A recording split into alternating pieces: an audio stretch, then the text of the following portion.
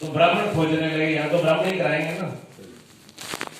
तो ब्राह्मण खोजेंगे, उन्होंने कहा जी शादी करवानी है और दक्षिणा, उनके दक्षिणा की कोई दिक्कत नहीं है, लेकिन टाइम नहीं है, समय नहीं है हमारे पास, आप जल्दी से जल्दी करा सके उतना टाइम बताओ। कहते जी यहाँ 4 घंटे कम से कम लगते हैं।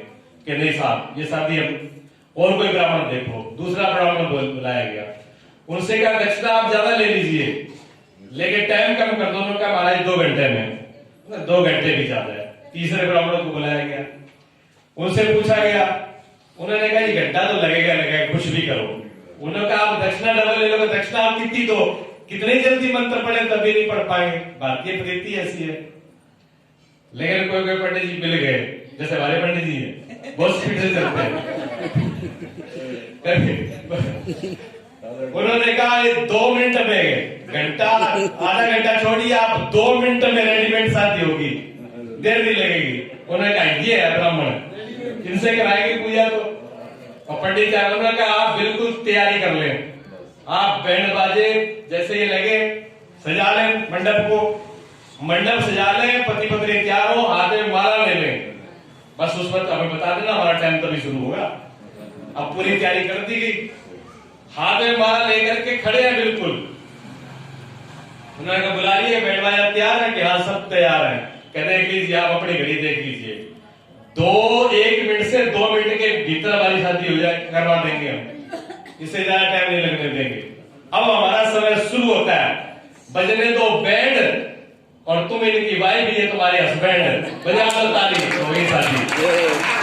इतनी देर की शादी है, तो जल्दी कराना हो तो पंडित जी बदल देंगे, मनोज मिश्रा की जगह अवधेश मिश्र बिठा देंगे, शादी हो जाएगी, क्या बात है।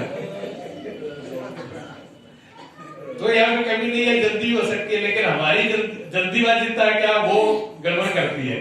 हमारे पास टाइम नहीं है, टाइम नहीं है ना, वो टाइम गड़बड़ करता है। बिना टाइम के कुछ हो नहीं सकता, सहज सहज पके जो मीठा हो, और कहीं कहीं जल्दी करनी भी पड़ती है, दोनों ही काम है। तो ये तो चलो एक वैसे व्यंग्य प्रसंग था। मेरे पास आप कथा सुन रहे हो, सतीश शर्मा जी सामने बैठे हुए हैं। ये पुस्तक अभी हमें उन्होंने दी थी, अभी मैंने थोड़ा एक चैप्टर पढ़ा है इसका आगे। तो उन्होंने काम कहने का था स्वामी जी कुछ इस पे बोल दें। इसका हेडिंग दिया हुआ है, क्या हम मनुष्य हैं। क्या हम मनुष्य हैं। मैं हेडिंग भी थोड़ी सी चर्चा कर लूं पहले से, शुरुआत तो फिर एक दो आगे इसका वचन है। क्या हम मनुष्य हैं। अपने अपने सभी विचारधारा में देखें इसको, इस बात में संदेह है, क्या हम मनुष्य हैं, इसमें संदेह है। अगर हम मनुष्य होते तो शायद इतने आयोजन हमें न करने पड़ते।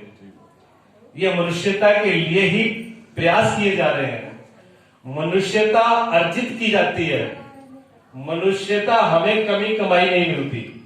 मनुष्यता जो है वो ये नहीं कि एकदम आ गई और बरस गई, ऐसे नहीं है। मनुष्यता जीवन के अंदर आती है, उसको अर्जित किया जाता है। हालांकि इस पुस्तक में भी वचन उन्होंने दिया है कि जब ये बात सुन लेते हैं कि हम मनुष्य हैं तो हमारा हृदय गर्व से फूल जाता है। क्यों?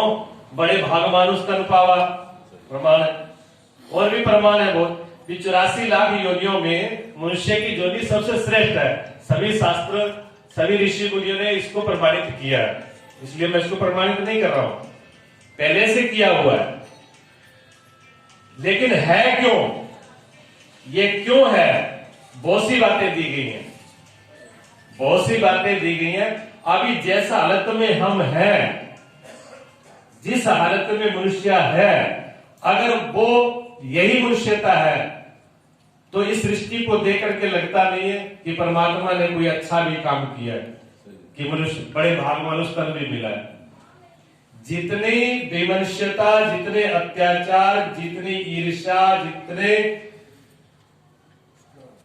कुकर्म हो रहे हैं वो दूसरी योनियों में नहीं होंगे, एक मनुष्य योनि में हो रहे हैं। जितनी बड़ी सिक्योरिटी रखी गई है, किसी जानवर के लिए नहीं रखी गई। जितनी बड़ी सिक्योरिटी और जितने बड़ी सिक्योरिटी के ऊपर खर्च हो रहा है, सिर्फ भारत का ही नहीं, सभी देशों का, सभी देशों का 70% पैसा जो है वो सिक्योरिटी में जाता है और 30% में आप सब कुछ गुजारा कर रहे हो।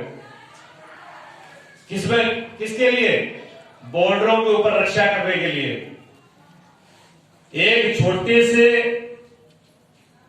बम से लेकर परमाणु हाइड्रोजन बम तक, एक रिवॉल्वर से लेकर के, एक तलवार से लेकर के, और एटम बम के चलाने तोप हैं, या बड़े बड़े जितने भी यंत्र बनाए गए हैं, मिसाइलें बनाई गई हैं, इतने बड़े हथियारों को इजाद किया गया है।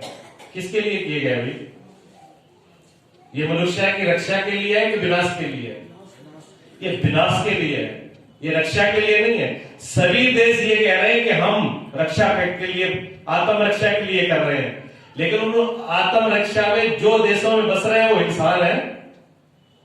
अगर उनमें इंसानियत हो, एक व्यक्ति हथियार लेकर के बैठता है, अगर उसके अंदर इंसानियत है तो किस पे चलाएगा?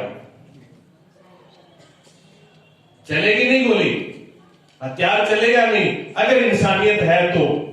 अगर दूसरे आगे वाले भी इंसानियत है तो भी नहीं चलेगी। तो इंसानियत है नहीं, इंसानियत कोई कोई इंसान कोई हो पाता है, सब इंसान नहीं है। हो सकता है कि बात बुरी लगे। एक बार हमारे स्वामी जी वृंदावन में वो बोलते ऐसे सुनाते हैं, बहुत विद्वान आज के टाइम में विचार आदरणीय है, एक विभूति है वो भी भारत की। वो कहते हैं कि ऐसे जब प्रवचन होते हैं तो स्वामी जी रोज कहते हैं कि मानव बन जाओ, इंसान बनो, इंसान बनो। तो एक पढ़ा लिखा लड़का था, साइंस का पढ़ा हुआ, उसने खड़ा हो गया, उसने कहा स्वामी जी हम आपको क्या पशु दिख रहे? रोज बोल देते हो आकर के इंसान बनो, इंसान बनो। हम आपको क्या लग रहा है कि घोड़े गधे लग रहे हो क्या? स्वामी जी ने कहा बात तो ठीक है, अब जैसी दृष्टि है वैसी तो बोलेगा, जितनी उतनी समझे उतनी वो बोलेगा। अब स्वामी जी योग सिद्धि थे, योग सिद्ध था उनका, ऐसे जैसे ये साफी, ऐसे साफी उनकी थी, सिद्ध थी वो। अब उन्होंने अपने योग बल से उन्हें बेटा यहाँ आओ, ये साफी थोड़ा अपने सिर पर रखो, कुछ मेरी दृष्टि से देखो, अपने वाली दृष्टि से नहीं। जैसे भगवान ने अर्जुन को दृष्टि दी, दिव्य दृष्टि। अब भगवान क्या कह रहे हैं कि अर्जुन तुम मुझे इन दृष्टि से नहीं देख सकते। अच्छा, प्रश्न तो अर्जुन भी कर सकता था। प्रश्न अर्जुन का भी यही होता कि प्रभु आप कमाल करते हो, मैं अंधा थोड़ी हूं, आपके दो हाथ पैर कान इतने लंबे चौड़े काले, तुम्हारा रंग है, जो कुछ भी है प्रसिद्ध है, सब दिख रहा है मुझे, कौन सी नई बात है? लेकिन अर्जुन ने यह प्रश्न नहीं किया, क्योंकि बुद्धिमान ज्यादा था ना, ज्यादा बुद्धिमान था, इसलिए प्रश्न नहीं किया। अगर सिर्फ हमारे तरह इतना ही पढ़ा होता, साइंस का ही इतनी समझ होती तो पहले तर्क होता, पहले प्रश्न होता। लेकिन तर्क वहां पर नहीं किया अर्जुन ने, प्रश्न नहीं किया, समझा कि गड़बड़ है। जब मैं दिव्य दृष्टि के बाद में जो अर्जुन देखता है वो दृश्य दूसरा होता है। स्वामी जी ने वो योग दृष्टि से जो साफी रखी सिर पे, अब क्या देखता है कि मनुष्य एक्का दुक्का बैठे हजारों की भीड़ में, कोई गधा है, कोई कुत्ता है, कोई बिल्ला है, कोई घोड़ा है। देख करके ऐसा उसने देखा, स्वामी जी आप सही कह रहे हो, गलती होगी हमारे से, तो बात तो आप सही कह रहे हो, लेकिन इसमें जादू जूदू तो नहीं है, चमत्कार तो नहीं है इसमें, कि जादू चमत्कार नहीं है, हकीकत है, ये दृष्टि का खेल है। उन्होंने कहा ठीक, अब दृष्टि का ही तो सब खेल है। अब वो थोड़ी देर तो बैठा, सत्संग पूरा, धीरे से स्वामी जी के पास में आ गया कि स्वामी जी निवेदन है क्या कि 1-2 घंटे के लिए साफी मुझे दे दो। उन्होंने कहा बीमारी का क्यों दे दी?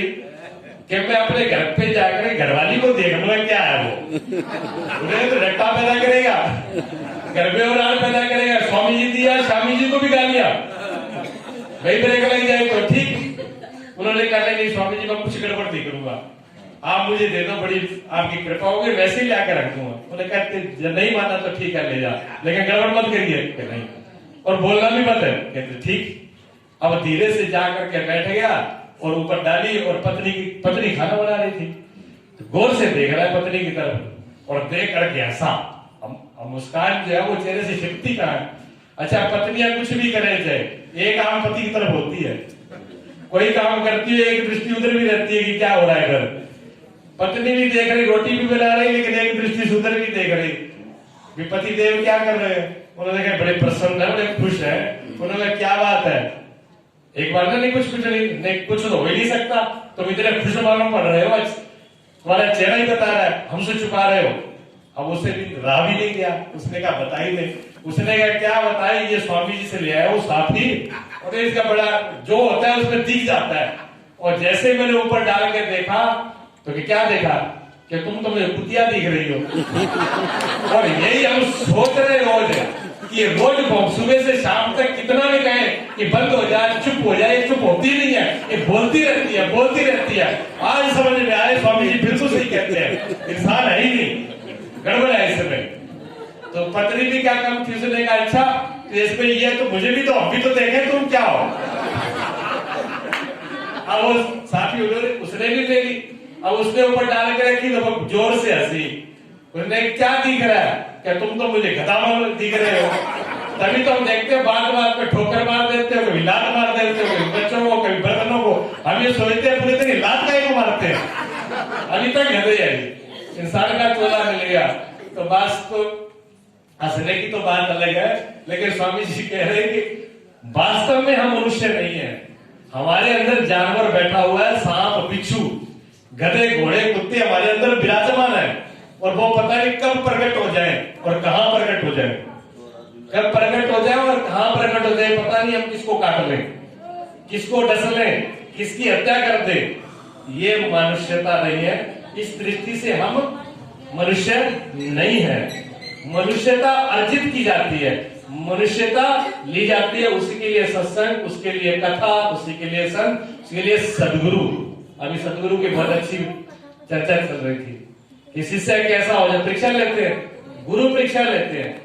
उन्होंने बांध करके पट्टा और क्या इस मवाद को जो चूस लेगा, और मवाद भी कैसा विष भरा हुआ।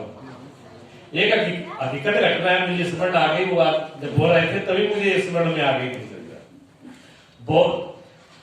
जब हमारे भारत की राजधानी कलकत्ता थी, उस टाइम की बात है वकील साहब, और वो ऐतिहासिक घटना है, पता नहीं है।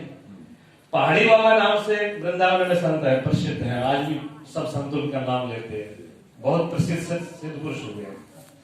ठीक है, उस जमाने में जज जो थे कलकत्ता के, सुबह गर्मी का टाइम था और छत के ऊपर सो रहे थे, छत पे सो रहे थे, सुबह 4 बजे थे। लेकिन जज और वकील साहब तो बहुत प्रयास में लगे हुए हैं। अब हम ये कह नहीं सकते कि वकील भजन नहीं करते, अपराध नहीं करते, ये वकील साहब के पुरुषार्थ से ही हुआ है। ये मेरा इसमें कोई संकल्प, कोई विचार ही नहीं था, एक किंचित मान 1% भी, कोई 1% विचार के वो भी मेरा नहीं था कि राम कथा हो। अभी ये संकल्प वकील साहब का ही रहा और उन्होंने ये कर दिया।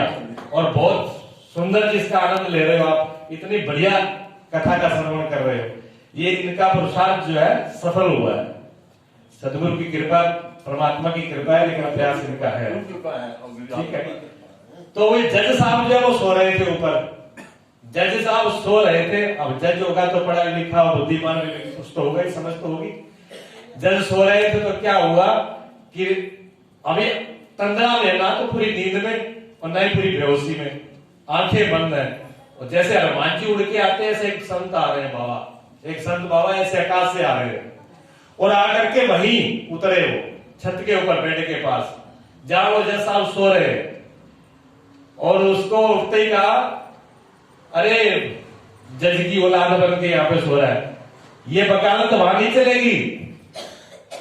ये मानवों का शरीर मिला है तुझे, ये चोला ऐसे नहीं मिला, पढ़ लिख लिया, सब कुछ हो गए, सब साधन हो गए और आयु निकलती जा रही है, और सुबह ब्रह्म मुहूर्त के अंदर अमृत वेला में, और तू पड़ा यहाँ पर मुंह फाड़ के छत पे, उठ भजन कर। एक दिया झापड़ कान के नीचे, एकदम फड़फड़ा के उठ पे। और अब पता है आंखें खुली नहीं, किसका क्या करूं भजन, मेरे कुछ पता ही नहीं है, क्यों गुरु के पास में गया नहीं, दीक्षा कभी ली नहीं। तो उन्होंने मंत्र भी बता दिया, राम का मंत्र भी उनको दे दिया, और जब तक वो होश संभाला तब तक वहां कुछ था नहीं। अब वो उठ करके जज साहब जो है विचार करने लगे कि मेरे साथ हुआ क्या, ये सपना था कि सच घटना थी। सपना था तो ठीक है, झापड़ का को लगा, अभी तक निशान है और दर्द हो रहा है, कस के लगा। एक सपना आया होता तो कम से कम झापड़ लगता नहीं, आती दृश्य आता चला जाता, बात खत्म हो जाती। लेकिन सपना नहीं, हकीकत है। हम ऐसी तंद्रा में थे, कोई प्रभु की कृपा है। तो विचार करते हुए जो है कचहरी में नहीं गए। उन्होंने कहा वो बाबा कौन थे, पहले वो बाबा की क्लास लगाएंगे और वो बाबा तीर्थ में मिले कहीं मिले, तो कलकत्ता से ही चल दिए। हाँ जी, वो जज जो है कलकत्ता से, अब बनारस, प्रयागराज, अयोध्या, ये पूरा एरिया उन्होंने छाना, एक एक बड़े आश्रम में गए, लेकिन वो संत नहीं मिले। मथुरा पहुंचे और वृंदावन। लेकिन जब वहां से चले थे अपना तेजी सामान लेकर के, अगर बाबा मिले और हमारे विचार अगर बाबा के साथ मिल गए तो अब ये एक नौकरी नहीं करनी, अब सन्यासी ले लेना और भगवान के चरणों में ही जीवन बिताना है। संकल्प करके चल दिए। जैसे वृंदावन पहुंचते हैं, पहाड़ी बाबा जो है सामने देखा, देखते ही पहाड़ी बाबा ने कहा ओ आ गए कलकत्ता से। वो भी समझ गए बाबा वही है बाबा वही है, शकल वही है। बाबा ने पहचान लिया, उन्होंने पहचान लिया, बाबा वही है। अब दोनों का मेल हो गया, रुके, उन्होंने बैठा कमरे में रहे। उनका भी शिष्य का नाम रामदास ही था, जो उनका सेवक था। सेवक जो उनका था, उनका नाम भी रामदास था। और वो जौ की रोटी खाते थे, गेहूं की रोटी नहीं खाते थे। जौ की रोटी और रामदास ही बनाते थे आश्रम के अंदर। और गऊ के गोबर का चौका लगता, पहले तो अंदर लगता, फिर जहां गुरुजी बैठ करके भोजन पाते उस जगह चौका लगा के, उस टाइम में बोरी वगैरह वही होती थी, ये नहीं था उस जमाने में, वैसे काट की जैसे बोरियां होती हैं, वो लगा देते आसन और वहां बैठ के पहले भोजन गुरुजी करते, उसके बाद जो प्रसाद बच जाता वो रामदास लेते थे। ये उनकी प्रक्रिया चल रही थी। अब हुआ क्या कि रामदास तो अपने भोजन बनाने में रसोई में लग गया, सब्जी बन गई, रोटी सेकने लगा। उसने रोटी सेकने से पहले आसन चौका लगा करके आसन लगा दिया, अपने ध्यान में लग गया। और पहाड़ी बाबा अपने धुने पर बैठे थे। तब तक क्या हुआ, एक बंगालन थी महिला, वो आई, उसने देखा बाबा ने ये किया यहाँ पर और उसमें बोरी लगाई है, ये है क्या? तो वो चुपचाप आंख बचा करके उसको बोरी को उठाया उसने, और उठा के देखा वहां तो कुछ नहीं, गोबर का लेपन किया हुआ था। उसने वैसे ही रख दिया।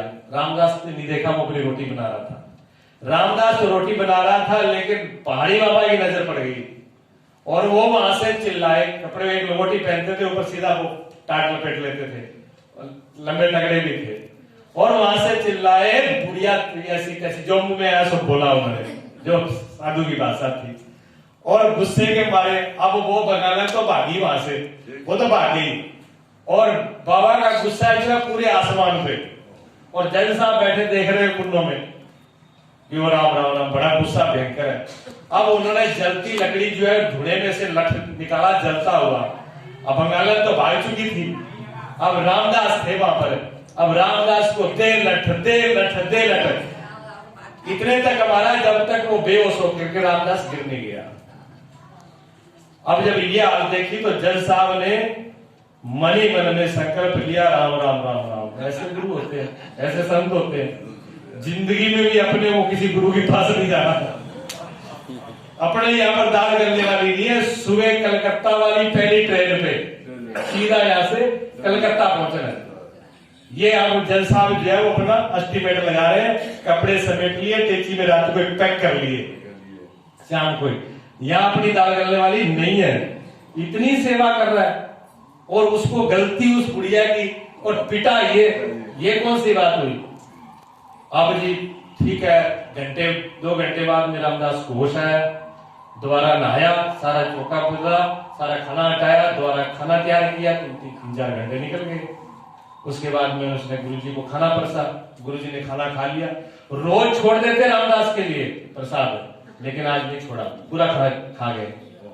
जब पूरा खा गए तो जज साहब को और भी बुरा लगा। उन्होंने कहा ये भी तो भुगए, तो लठ खाए, पिटाई कर ली, और थोड़ा बहुत छोड़ते सो भी ना छोड़ा, वो भी पूरा खा लिया इन्होंने। जब पूरा खा लिया तो बोल तो कुछ सकते नहीं थे जो गुरु करे। अब भोजन हो गया, शाम हो गई, संध्या हो गई, रात्रि को सोए। उस टाइम में लाइटें नहीं थी, चिमनी थी, एक तरफ चिमनी जो है लगी हुई है। लेकिन रामदास का एक पूरा काम करने के बाद गुरुदेव के चरण, देखो अभी प्रसंग आया था राम जी कैसे प्रणाम, कैसे गुरु सेवा कैसे करनी चाहिए। चलते रास्ते से तुम थप्पड़ दिखा रहे हो कि राम राम कर रहे हो, यही समझ नहीं आता। और उसमें हाय आए, हमने कौन सा तुम्हारा बिगड़ा जो हमें देख के आया ही कर रहे हो। आया ही करो तुम्हारे अम्मा को देख के, जो तेरे जैसे को जन्म दिया, जिसको इतनी भी अकल नहीं है कि ढंग से राम राम कर लू, हाथ जोड़ के प्रणाम कर लू। हमको देख के आया है, हमने क्या बिगाड़ा नहीं तुम्हारा आया है। ये संस्कार माता पे होते हैं। माता को क्यों गालियां पड़ती हैं? माँ के संस्कार होते हैं, माँ जिम्मेवारी है उसकी। माँ की बहुत बड़ी जिम्मेवारी है। सबसे बड़ी गुरु माँ ऐसे नहीं है। भगवान से भी बढ़ के, गुरु से भी बढ़ के तुलना अगर माँ की गई है, ऐसे नहीं की गई फ्री में, बहुत बड़ी कीमत चुकानी पड़ती है माँ को। इसलिए बच्चों को तैयार करना माँ का फर्ज है। माताएं मेरे पास लेके आती हैं बच्चे, महाराज जी इसको संभालो। मैंने कहा क्या संभालो, अब तो काम हो गया, जो होना था वो हो गया, जो आपने देना था, जो जिसका बीज तैयार करना था, नीम का बीज तैयार करके वो कहते हो महाराज जी अब आम वाला लगा दो। अब कहां से लगा दे आम इस पे? अब वो नीम का बीज तैयार हो चुका है, नमोली लगेगी, अब उसका कोई और प्रयोग हो सकता है। ये तो पहले से ऋषि मुनियों की पद्धतियां हैं, पहले से समझ जाओ। माता कौशल्या ने ऐसे नहीं कितने कितने तप, कितने कितने व्रत, तब राम जैसा बेटा हुआ। और हम फ्री में चाहते हैं, हम चाहते हैं धर्मात्मा हो, सूरवीर हो, अच्छा हो, तो महान हो, और फ्री के अंदर नहीं मिलता। फ्री में माँ बाप की तपस्या होती है तब संतान अच्छी मिलती है, बिना माँ बाप की तपस्या बगैर संतान अच्छी नहीं मिलती। तो रामदास जो है चरण दबाने लगा, थोड़ा अंधेरा हो चुका था, चिमनी धीमी धीमी जल रही थी। और जैसे रामदास चरण दबा शुरू किए गुरुदेव के, पहाड़ी बाबा के, तो उनकी आंखों से आंसू टपक गए। अंधेरा थोड़ा था, आंसू टपके तो उनके चरणों पर गिरे। जैसे ही चरणों पर गए पहाड़ी बाबा एकदम उठ के बैठ गए। क्यों रे रामदास? साले इसलिए रो रहा है तेरे को आज मैंने मारा। ऐसी बोले करड़ी आवाज में, सख्त आवाज में। श्री रामदास जब फूट फूट के रोने लगे, उसने कहा गुरुदेव इसलिए नहीं रो रहा हूं, 25-30 वर्षों से आपकी सेवा में हूं और आज तक मेरी सेवा में त्रुटि नहीं आई थी। आज पहली बार मेरी गलती से आपको 4 घंटे भूखा रहना पड़ा, 4 घंटे लेट भोजन आपको मिला। आज जीवन में पहली बार मेरी ऐसी गलती हुई, उसका मुझे पश्चाताप हो रहा है।